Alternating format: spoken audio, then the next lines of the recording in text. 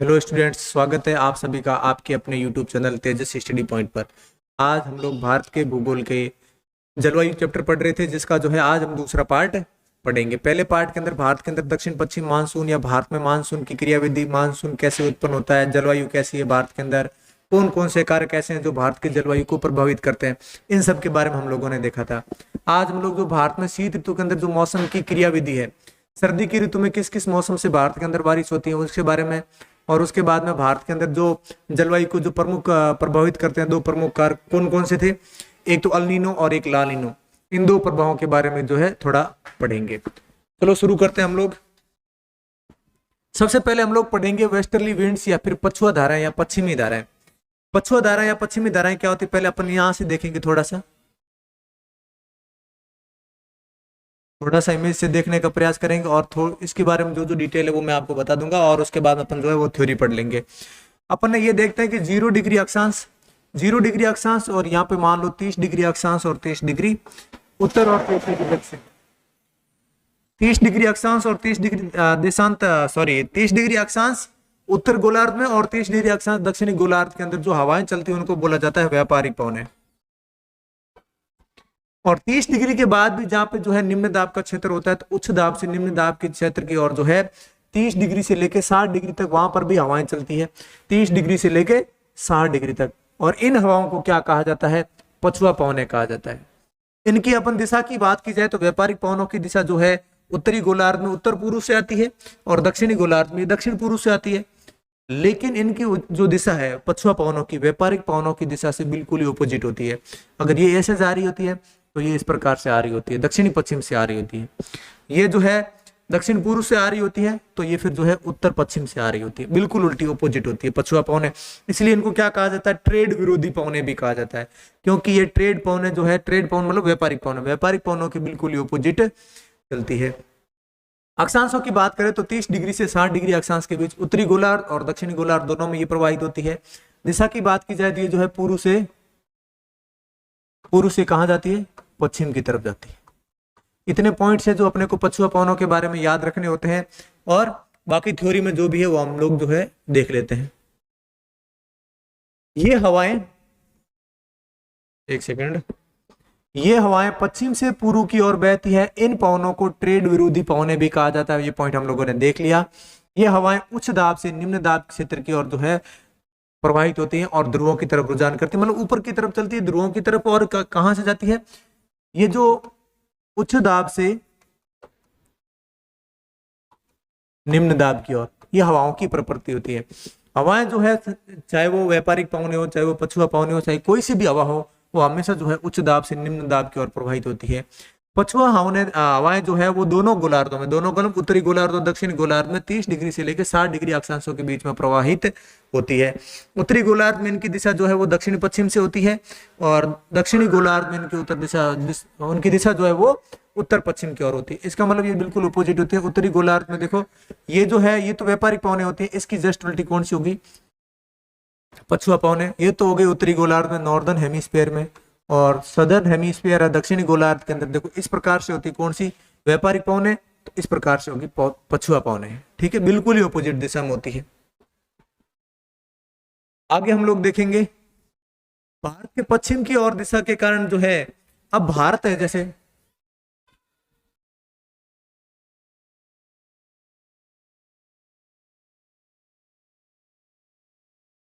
भारत है, भारत के अंदर ये पवनें जो पश्चिम दिशा से प्रवेश करती है, और भारत में पश्चिम दिशा से प्रवेश करने के कारण इनको क्या कहा जाता है, पश्चिमी हवाएं भी कहा जाता है। दक्षिणी गोलार्ध में समुद्र के भाग्य के अधिक होने के कारण, दक्षिणी गोलार्ध हम देखो, उत्तरी गोलार्ध कैसे पढ़ते हैं, उत्तरी गोलार्ध में एशिया जो भारत का सबसे बड़ा महाद्वीप, विश्व का सबसे बड़ा महाद्वीप एशिया, उसके बाद में यूरोप, नॉर्थ अमेरिका, और उसके बाद में हम लोग ये भी देखते हैं कौन सा, अफ्रीका। ये ज्यादातर जो महाद्वीप है, जो बड़े महाद्वीप है, वो महाद्वीपों का विस्तार जो है उत्तरी गोलार्ध में है। दक्षिणी गोलार्ध में महासागरीय विस्तार ज्यादा है, तो समुद्री भाग अधिक होने के कारण इनकी जो है गति क्या हो जाती है, गति ज्यादा हो जाती है, किनकी, पछुआ पवनों की। इस कारण दक्षिणी गोलार्ध में अलग अलग नामों से जाना जाता है। इसकी गति तेज होने के कारण इसको जो अलग अलग नामों से जाना जाता है। तो 30 डिग्री से शुरू होती है, हम देखते हैं ये जो है 30 डिग्री से 60 डिग्री के बीच में, फिर 40 डिग्री, फिर 50 डिग्री, और फिर जो वो 60 डिग्री। ठीक है। तो 40 डिग्री तक पहुंचती है तब इनको क्या कहा जाता है, गरजते चालीसा कहा जाता है। 40 डिग्री पर इसको गरजते चालीसा कहा जाता है, 50 डिग्री पर इसको कहा जाता है भयंकर पचासा, और 60 डिग्री पर इसको क्या कहा जाता है, चीखता साठा कहा जाता है। ठीक है, गरजती चालीसा, भयंकर पचासा और चीखती साठा, ये जो है इसको कहा जाता है दक्षिणी गोलार्ध में। उत्तरी गोलार्ध में इसको ये नहीं बोला जाता। अब देखते हैं पश्चिमी विक्षोभ। पश्चिमी विक्षोभ क्या है, थोड़ा सा इसको मैप से समझ लेते हैं ताकि फिर बाद में थ्योरी पढ़ने में थोड़ा सा प्रॉब्लम ना होगी। शुरुआत देखते हैं पश्चिमी विक्षोभ है क्या। तो ये एक प्रकार का जो है ये शीतोष्ण चक्रवात है। पश्चिमी विक्षोभ जो है एक प्रकार का शीतोष्ण चक्रवात है, और उसके बाद शीतोष्ण चक्रवात जो है ये ऊपर उठने के बाद जो है ये पूर्व से पश्चिम से जो है पूर्व की दिशा की ओर चलता है। पश्चिम से पूर्व दिशा की ओर क्यों चलता है, क्योंकि यहाँ पछुआ धाराएं जो होती है वो पश्चिम से पूर्व दिशा की ओर चलती है। तो पछुआ धाराओं के साथ मिलकर जो है पश्चिम पूर्व की ओर जो है बहना शुरू हो जाता है, और जब ये पूर्व की ओर बहना शुरू होता है तो जो है प्रमुख दो सागरों के ऊपर से गुजरता है। कौन कौन से दो सागरों के ऊपर से, काला सागर और एक है कैस्पियन सागर। कैस्पियन सागर अपने को पता है भारत की जो है विश्व की जो है सबसे बड़ी झील है। तो कैस्पियन सागर और काला सागर के ऊपर से गुजरता है, जिसमें क्या आ जाती है, पर्याप्त नमी की मात्रा हो जाती है। और जब नमी की मात्रा होती है तो ऑब्वियसली अपने को देखते हैं कि वो हवाएं जो है कहीं ना कहीं पर्वतों से टकरा के क्या करती है, बारिश। अब जो है ये पर्याप्त नमी लेके आगे बढ़ रहे होते हैं, और आगे जो है कहाँ से टकराते हैं, आगे जो है ये भारत में प्रवेश करते हैं। पश्चिमी विक्षोभ जो है वो भारत में पश्चिम दिशा थे, ये जो है दिशा ऐसे पढ़ते हैं ना, ईस्ट वेस्ट नॉर्थ और साउथ। तो भारत में पश्चिम दिशा से प्रवेश करने के कारण इसको जो है क्या कहा जाता है, पश्चिमी विक्षोभ कहा जाता है। और पश्चिमी विक्षोभ जो है भारत के अंदर आके दो भागों में या दो धाराओं में बढ़ जाता है। एक तो जो है क्योंकि हिमालय पर्वत से टकरा के एक धारा जो है वो दक्षिण की तरफ आ जाती है, और एक उत्तर की तरफ चली जाती है। जो धारा उत्तर की तरफ चली जाती है वो धारा क्या करती है, जम्मू एंड कश्मीर, हिमाचल प्रदेश, यहाँ पर जो है वो वर्षा करती है। हिमाचल प्रदेश और जम्मू और कश्मीर के अंदर जो प्रमुख हिमालय की जो प्रमुख चोटियां हैं वो उनकी औसत ऊंचाई जो है वो 6000 या 5500 फीट से या 5500 मीटर से ऊंची है। तो यहाँ पर जो है, और ऊंचाई बढ़ने के साथ साथ हम लोग ये भी अध्ययन करते हैं कि जब ऊंचाई बढ़ेगी तो तापमान में क्या आएगी, गिरावट आएगी। तो वहां पे जो बारिश होगी ये पश्चिमी विक्षोभ के कारण वो किस में होगी, बर्फबारी के रूप में या हिमपात के रूप में वर्षा होगी।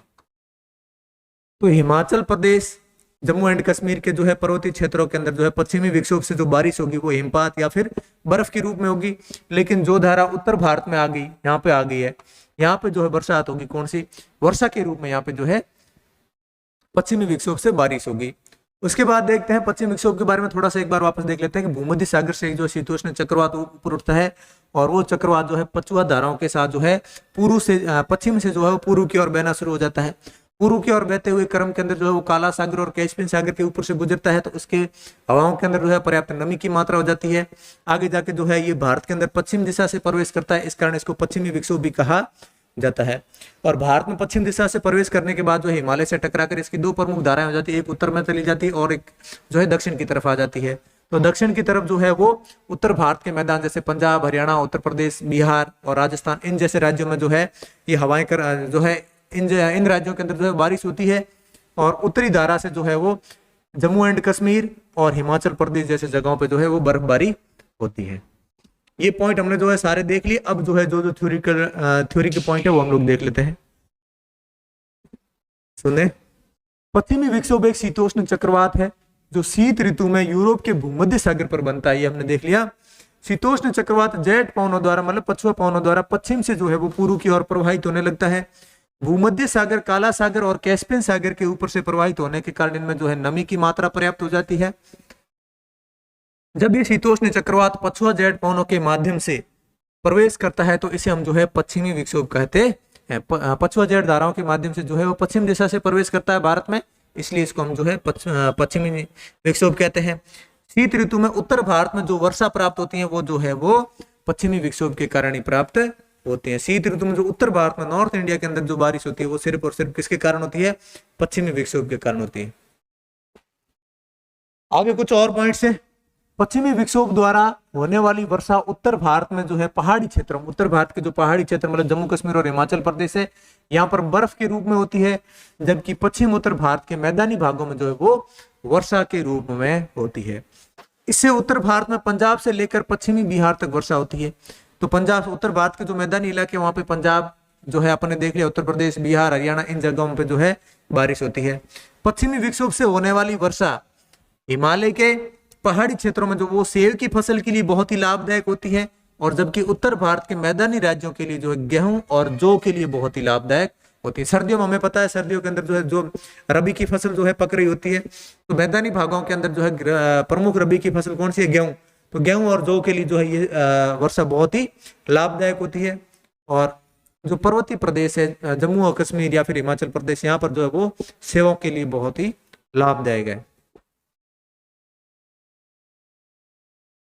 आगे हम लोग देखेंगे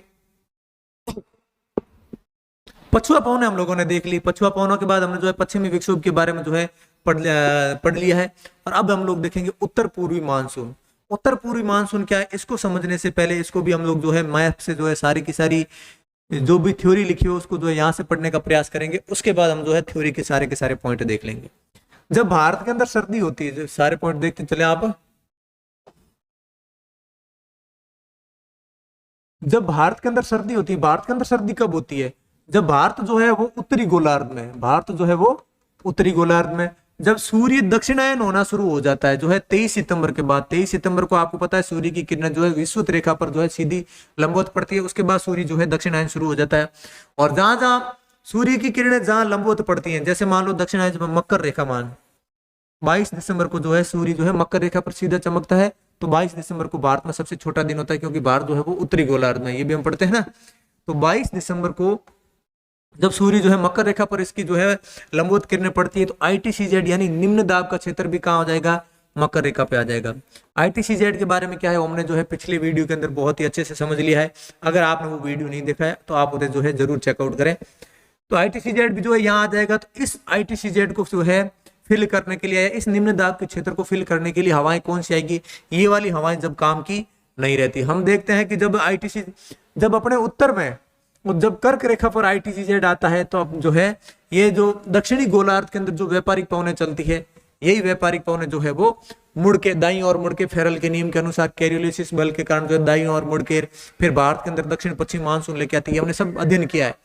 तो उसी प्रकार जो है मकर रेखा पर जब सूर्य का प्रकाश सीधा पड़ेगा, तो ये जो है दक्षिणी गोलार्ध वाली हवाएं जो है वो अनुपस्थित हो जाएगी। और जब उत्तर पूर्व से हवाएं आएगी, वही उत्तर पूर्व की हवाएं जो है इस ITCZ को फिल करेगी। तो उत्तर पूर्व की हवाएं जनरली आते कहां से, हम ये देखते हैं। तो व्यापारिक पवनें जो है वो 30 डिग्री से आती है। व्यापारिक पवनें जो होती है वो 30 डिग्री से 0 डिग्री तक आती हैं। तो कुल मिला के व्यापारिक पवनें जो यहाँ भारत से ही शुरू होगी। भारत का अपना विस्तार पड़ा है 0 डिग्री से लेके 8 डिग्री से लेके 37 डिग्री तक। तो ये व्यापारिक पवनें जो है वो स्थल खंड से ही आएगी, मतलब भारत से ही प्रवाहित होना शुरू होगी। तो स्थल खंड से शुरू होने के कारण जो है ये भारत के अंदर वर्षा नहीं करवा पाती। थोड़ा सा एक अच्छे से मैं ये लिख लेता हूँ, समझ में आएगा फिर।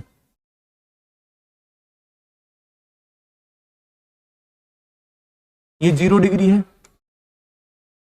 ये जो है मकर रेखा है, और ये जो है कर्क रेखा है। अब मान लो यहाँ पे क्या है, ITCZ मान लो यहाँ पे है। ITCZ यहाँ होगा तो फिर जो है पवनें जो है इधर वाली आके जो है फिर यहाँ मुड़ के जो है वो यहाँ पे ITCZ को जो है फिल करेगी। तो ये पवनें जो वो कहाँ से आएगी? 30 डिग्री से आएगी। और 30 डिग्री पर क्या है? स्थल भूभाग है। कुल मिला के भारत का विस्तार भी जो है 30 डिग्री के आसपास ही है। तो स्थल भूभाग से जो है ये भारत में आएगी। जो मान लो ये भारत यहाँ पे है, तो यहीं से ये पवनें आएगी। और यहाँ पर जो है भारत स्थल खंड से आने के कारण मेन बहुत महत्वपूर्ण यूं ही है कि क्या कारण है कि उत्तर पूर्वी मानसून जो है भारत में वर्षा नहीं करवा पाता, क्योंकि उत्तर पूर्व से जो व्यापारिक पवनें आती है वो स्थल खंड से बह के आती है। और स्थल खंड से बहकर आने के कारण ये है इनमें नमी की मात्रा पर्याप्त नहीं होती या बिल्कुल नगण्य होती भी नहीं है। और नमी की मात्रा न होने से जो है भारत में वर्षा नहीं करवा पाती। लेकिन एक ऐसी जगह है जहां पे जो है इसके कारण हवा होती है, उत्तर पूर्वी मानसून के कारण जो है बारिश होती है। वो कौन सी जगह है? तो ये बंगाल की खाड़ी के, एक सेकंड जब ये उत्तर पूर्व की व्यापारिक पवनें जो बंगाल की खाड़ी के ऊपर से गुजरती है, तब इनके ऊपर क्या आ जाती है? पर्याप्त इनके अंदर जो है नमी की मात्रा आ जाती है। और जब ये आगे बढ़ती हुई भारत दक्षिणी भारत में तमिलनाडु के जो है कोरोमंडल तट से टकराती है। कोरोमंडल तट का जो है पूर्वी घाट पर्वत, कोरोमंडल तट के पूर्वी घाट पर्वत से टकराती है, तो यहाँ पे टकरा के यहाँ पे क्या होती है, बारिश होती है। तो ये महत्वपूर्ण पॉइंट यही है कि उत्तर पूर्वी मानसून जो है पूरे भारत में कहीं पर भी वर्षा न करवा के सिर्फ एक ही जगह पे वर्षा करवाता है। कहाँ पे, ये तमिलनाडु के कोरोमंडल तट पे। और तमिलनाडु के कोरोमंडल तट पे जो है पूर्वी घाट की प्रमुख पर्वत श्रेणियां भी हम लोगों ने पढ़ी थी। कौन कौन सी, जावादी, सेवेरॉय, पालनी, ये सब पहाड़ियां जो है पूर्वी घाट की पर्वत श्रेणियां हैं, और इनसे टकरा के जो है यहाँ पे उत्तर पूर्वी मानसून से बारिश होती है। तो यही हमने, ज्यादा कुछ है नहीं, थ्योरी में जो जो पॉइंट्स है वो हमने जो है एक बार देख ही लेते हैं कि क्या क्या लिखा हुआ है, फिर हम जो है आगे बढ़ेंगे। भारत में शीत ऋतु में केवल पश्चिमी विक्षोभ से ही बारिश नहीं होती। पश्चिमी विक्षोभ से तो उत्तर भारत में, उत्तरी भारत के मैदान में और उत्तर भारत में होती है, लेकिन दक्षिण भारत में भी जो है होती है बारिश। किसके कारण, उत्तर पूर्वी मानसून से भी भारत में वर्षा होती है। जहां पश्चिमी विक्षोभ से उत्तर भारत के पहाड़ी तथा मैदानी क्षेत्रों में बारिश होती है, वहीं पूर्वी उत्तर पूर्वी मानसून से जो है तमिलनाडु के कोरोमंडल तट पर जो है वर्षा होती है। विषुवत रेखा मतलब 0 डिग्री पर जो है वर्ष भर सूर्य की किरणें क्या होती है, सीधी चमकती है। तो सीधी चमकने के कारण है, उच्च तापमान के कारण जो है विषुवत रेखा से हवाएं जो है गर्म होकर ऊपर उठ जाती हैं, और ये चक्र वर्ष भर चलता रहता है। इसके कारण विषुवत रेखा पर वर्ष भर जो है निम्न दाब का क्षेत्र बना रहता है। अपन ये देखते हैं कि जो 0 डिग्री अक्षांश है, भूमध्य रेखा है, इस पर तो भले सूर्य जो है भले उत्तरायण हो भले दक्षिणायन हो, दोनों ही स्थितियों में जो है भूमध्य रेखा पर तो सूर्य का प्रकाश जो है हमेशा ही सीधा पड़ेगा, हमेशा ही लंबवत पड़ेगा। तो यहाँ पर तो हमेशा जो है लो प्रेशर जोन तो बना ही रहेगा, ठीक है। यहाँ पर तो हमेशा निम्न दाब का क्षेत्र रहेगा, यहाँ वाला तो निम्न दाब का क्षेत्र कभी कम होगा ही नहीं होगा। तो ये हवाएं जो है हमेशा चलती रहेगी। इन हवाओं के चलते ही जो है उत्तर पूर्वी मानसून की उत्पत्ति होती है। और उत्तर पूर्वी मानसून भारत में वर्षा नहीं करवा पाता है, क्योंकि इसकी उत्पत्ति जो होती है वो स्थलखंड से होती है, और स्थलखंड के ऊपर से ही बहकर आने के कारण इसमें जो है वो पर्याप्त नमी की मात्रा नहीं होती। लेकिन जब बंगाल की खाड़ी के ऊपर से ये गुजरता है तो इसके जो है पर्याप्त नमी की मात्रा को ग्रहण कर लेता है, और उसके बाद जो है तमिलनाडु के कोरोमंडल तट पर पूर्वी घाट पर्वत से टकरा कर ये जो है यहाँ पे बारिश कर देता है। आगे कुछ और पॉइंट्स हैं। इस निम्न दाब के क्षेत्र को भरने के लिए उत्तर गोलार्ध से जो है उत्तर पूर्वी दिशा में जो है व्यापारिक पवनें चलती है, और इन्हीं पवनों की वजह से दक्षिण भारत के कोरोमंडल तट पर जो है वर्षा होती है। दक्षिण भारत के कोरोमंडल तट पर वर्षा होती है, हमने देख लिया। शीत ऋतु में भारत के ऊपर बहने वाली उत्तर पूर्व व्यापारिक पवनें स्थल खंडों से होकर बहती है, और इसके कारण इन हवाओं में जो है नमी की मात्रा बहुत ही नगण्य होती है, मतलब न के बराबर होती है। इसलिए अधिकांश क्षेत्रों में उत्तर पूर्व व्यापारिक पवनों में भारत से वर्षा नहीं होती। उत्तर पूर्वी भारत जो है व्यापारिक पवनें या उत्तर पूर्व के मानसून से भारत में कोई भी बारिश नहीं होती। ये हमने जो है शीत ऋतु के अंदर होने वाली बारिश के 2 प्रमुख कारण पढ़ लिए, पश्चिमी विक्षोभ और उत्तर पूर्वी मानसून। क्वेश्चन पूछ ले कि निम्न में से किस राज्य में जो है वो उत्तर पूर्वी मानसून से वर्षा होती है, तो अपन याद रखेंगे तमिलनाडु के कोरोमंडल तट पर। एक और पॉइंट है वो भी पढ़ लेते हैं।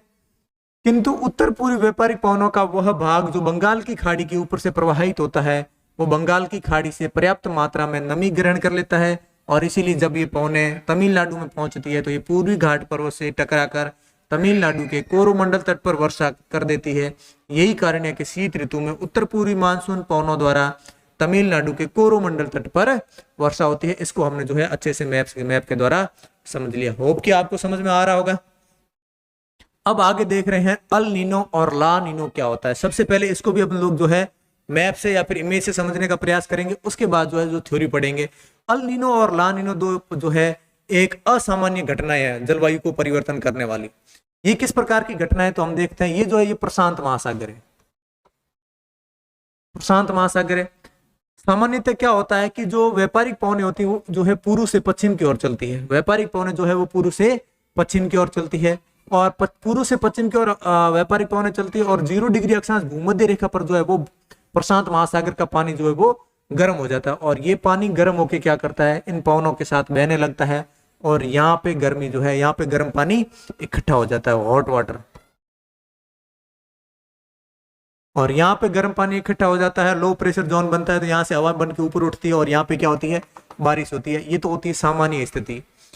इसके बाद जो है अल नीनो प्रभाव क्या करता है। अल नीनो प्रभाव में क्या होता है कि असामान्य रूप से यहाँ पर भी जो है इस साइड में जो मध्य प्रशांत महासागर और पूर्वी प्रशांत महासागर, असामान्य स्थिति को थोड़ा सा देखें कि इस साइड को जो है ये साइड जो है असामान्य रूप से 4 या 5 सालों के बाद क्या होती है, इस 4 से 5 डिग्री यहाँ पे जो है टेम्परेचर बढ़ जाता है। और यहाँ टेम्परेचर बढ़ जाता है तो क्या होता है यहाँ पे तापमान बढ़ने से क्या होगा, यहाँ तापमान बढ़ने से जो है ये गर्म पानी जो है इधर चलने लगेगा, जो हवाएं जो है वो बिल्कुल उल्टी चलने लग जाएगी, क्योंकि जो है यहाँ पे जो है लो प्रेशर जोन बन जाएगा, निम्न दाब का क्षेत्र बन जाएगा। निम्न दाब का क्षेत्र बनने से यहाँ पे हवाएं जो है गर्म होकर ऊपर उठ जाएगी, और यहाँ निम्न दाब को क्षेत्र को भरने के लिए जो यहाँ का पानी है वो इधर की ओर जो है गति करने लगेगा। और जब पानी इधर की ओर गति करने लगेगा, यहाँ लो प्रेशर जोन है तो यहाँ पर जो है ऊपर बन के बादल बनेंगे, और बारिश जो है वो कहाँ होगी, यहाँ पे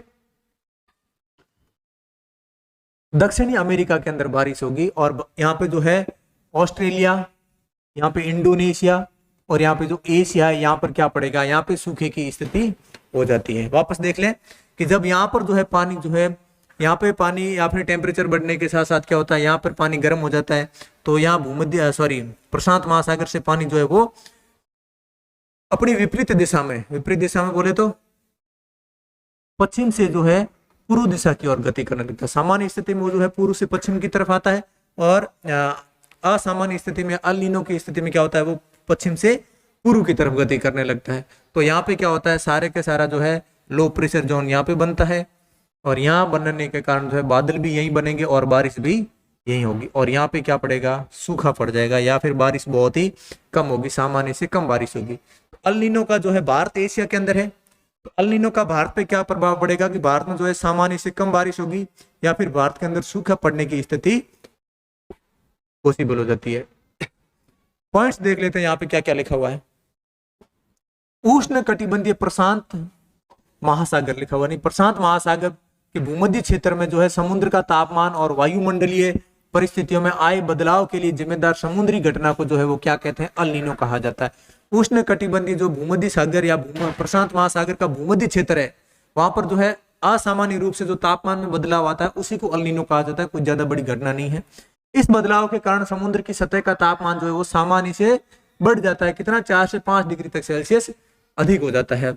और अल नीनो के दौरान क्या होता है, मध्य और मध्य पूर्वी भूमध्य प्रशांत सागर, मतलब ये देखो ये तो होता है पश्चिमी भूमध्य महासागर, ये आ गया मध्य प्रशांत महासागर, और हो गया पूर्वी प्रशांत महासागर। तो मध्य और प्रशांत पूर्वी प्रशांत महासागर क्या हो जाते हैं, असामान्य रूप से गर्म हो जाते हैं। सामान्यतः तो जो है ये पश्चिमी प्रशांत महासागर गर्म होता है, लेकिन असामान्य रूप से इधर वाला पश्चिम प्रशांत महासागर जो वो गर्म होने लगता है। और पूर्व से पश्चिम की ओर बहने वाली हवाएं जो सामान्यतः कहां से कहां बहती है, ये जो है पूर्व से पश्चिम की ओर बहने वाली हवाएं क्या होती है, कमजोर पड़ने लगती हैं, और पश्चिमी प्रशांत सागर में रहने वाली गर्म सतह का पानी जो है वो भूमध्य रेखा के साथ पूर्व की ओर बढ़ने लगता है। ये जो पश्चिम की ओर जो हवाएं जो है पूर्व से पश्चिम की तरफ आ रही थी, ये कमजोर पड़ जाती हैं, और जो गर्म पानी पश्चिम तट पर है या पश्चिम की ओर है, पश्चिमी प्रशांत महासागर क्षेत्र में, वो कहाँ चला जाता है, वो पूर्वी प्रशांत महासागर के क्षेत्र में चला जाता है। अल नीनो अल नीनो से क्या होता है, दक्षिण अमेरिका की तरफ जो है वो सक्रिय हो जाता है, और उस साल भारत के अंदर क्या होता है, वो बहुत कम बारिश होती है या फिर सूखे के हालात हो जाते हैं। अब एक और प्रभाव होता है अल नीनो का, जस्ट अपोजिट क्या होता है, ला नीना। इसको भी थोड़ा सा यहीं से समझ लेते हैं, उसके बाद इसकी थ्योरी पढ़ लेंगे। ला नीना कोई बड़ा प्रभाव नहीं होता, ये जो नॉर्मल ईयर होता है उसका थोड़ा सा एडवांस कह सकते हो, एडवांस कैसे, स्ट्रॉन्ग। जब ठीक है, जब सामान्य रूप से क्या होता है कि जो गर्म पानी है वो पूर्व से कहां से जाता है, पूर्व से पश्चिम दिशा की ओर बहता है, और हवाएं भी इधर बहती है।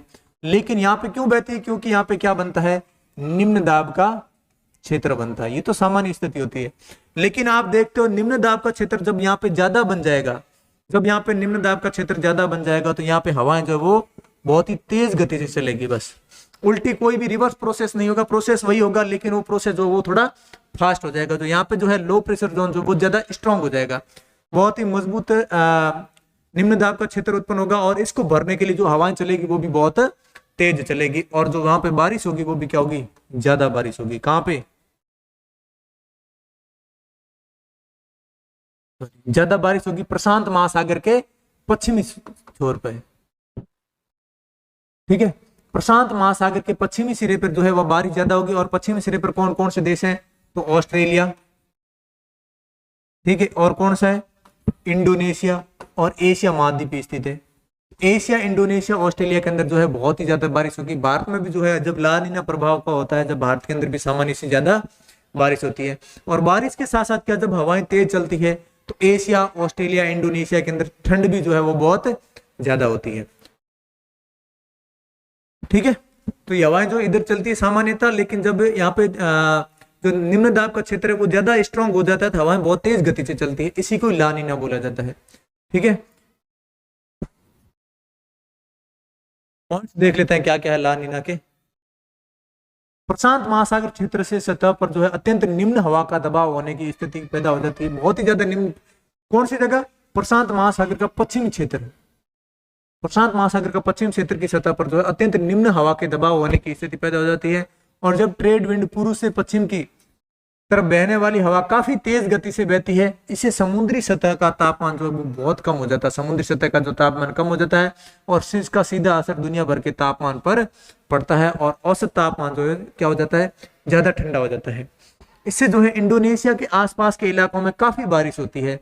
और इक्वाडोर और पेरू, इक्वाडोर और पेरू कहाँ पे है? वो दक्षिणी अमेरिका के देश है, दक्षिणी अमेरिका के देश से इक्वाडोर और कोमी। अपन देखते हैं कि जो हवा जो है वो दक्षिण अमेरिका से जो है वापस एशिया की तरफ आती है, तो इस जगह पे क्या पड़ेगा?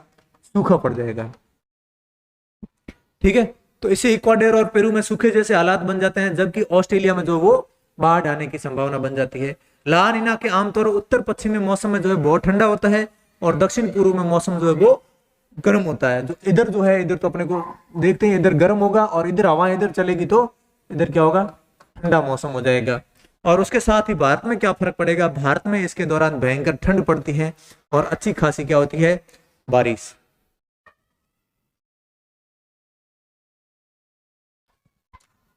ठीक है, तो दोस्तों आज का वीडियो हमने जो है कंप्लीट कर लिया। भारत में शीत ऋतु की क्रियाविधि, शीत ऋतु के दौरान जो है भारत में जो बारिश होती है कब कब होती है? जब शीत ऋतु के दौरान तो एक तो उत्तर पूर्वी मानसून से कोरोमंडल तट पर और एक पश्चिमी विक्षोभ से उत्तर भारत के मैदान में और उत्तर भारत के राज्य जैसे जम्मू कश्मीर और हिमाचल प्रदेश में बारिश होती है।